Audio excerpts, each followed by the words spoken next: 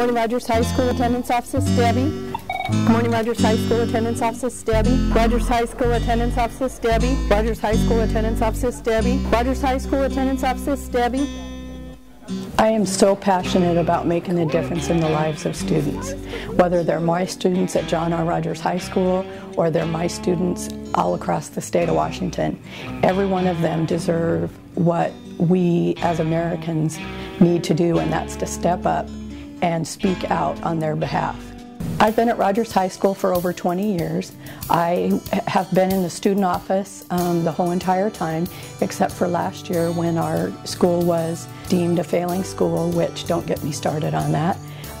We are not a failing school, but at that time we got a SIG grant, so I was a parent community specialist. So now I'm doing both my attendance secretary job and my parent community job. She's great to have on staff. I mean, for just a million reasons. I mean, she's just a good person. She has a heart bigger than the state of Texas. She cares about everybody, from the staff to the students, to the parents, to the community. I mean, and you know, she's lived here for so long. Her kids went to school here.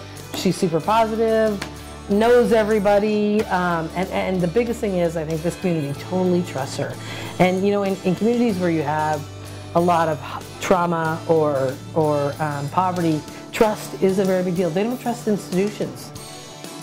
We are considered the student office, so any student need we do in my office. And so I'm a nurse, I'm a counselor, I'm a caregiver. I could be a parent's suicide call on the other end of the phone when I pick up the phone. We never know what's going to hit us in our office. She's just that calming force and just a calming presence.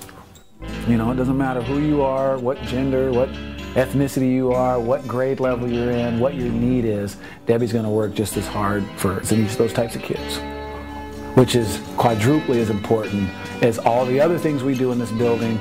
You know, when we say we're here to educate each kid, we also got to provide that level of social and emotional support for all of our kids, and she's huge in that area for us. And she works great with all the families. She always cares about the kids, she cares about the staff. She goes above and beyond to make sure everybody's jobs are going smoothly. Debbie is a fighter. She has passion, she has love, and she builds relationships. Any type of organizing, Debbie's always right there.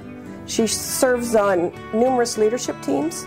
She encourages others to sign up for leadership teams. And the values ingrained is that everyone should be treated equally, whether you're ESP or certificated, that you should be working towards a living wage, that you shouldn't be holding down 2 jobs if you have a job with a school district. You should be making enough money to support yourself and your family with 1 job. And actually for 15 years I've been working 2 jobs. I bartend as a second job at the hotel, and I just felt like, you know, this is ridiculous. ESP members are absolutely still fighting for respect, and I don't get that. I struggle with that. I struggle with that a lot, because without ESP members, the kids wouldn't get to school, the phones wouldn't be answered, they wouldn't be fed, they wouldn't be coming to clean buildings, they wouldn't have that extra help, those special needs kids that need that one-on-one.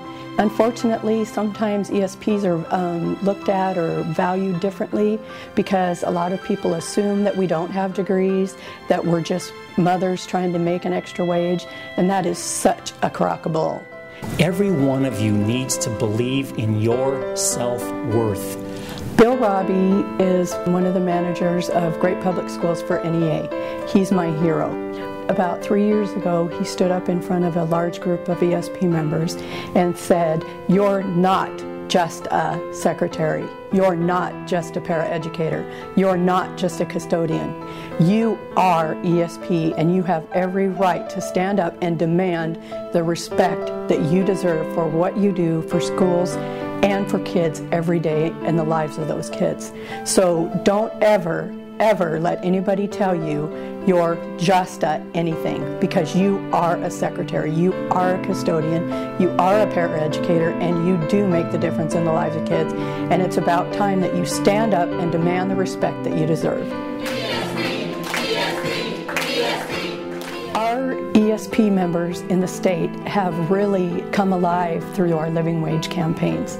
They have realized their voice is out there and that their voice doesn't have to necessarily be someone knocking at a door for a candidate. They can seal an envelope, they can make pumpkin pies for someone, they can phone call, they can do something, but as long as they can make a difference and they see their unit stronger. We have a strong ESP in Spokane, and that is due to Debbie, not to me as president. When I need people to do things like phone call or doorbell, I'm going to get more ESP in my local than I will certificated, because they do want to do the organizing and they do want to do the work, and I think Debbie Chandler is a big part of that. I am thrilled to recognize her as the 2013 Washington Education Association ESP of the Year. ESPs are known in their community. They're known in their community to be the go-to people in the schools. So we are the ones that know the mayor. We are the ones that have the relationships and those contacts. And I can tell you that what really changed my life was our Organizing for Power training. I really think that that's what's changed a lot of our ESP members in the state of Washington. Those members came back ready to take on Spokane Public Schools and our school board. If you want to meet and see someone with a true passion for our union values, then you need to get to know Debbie. And she's very easy to get to know.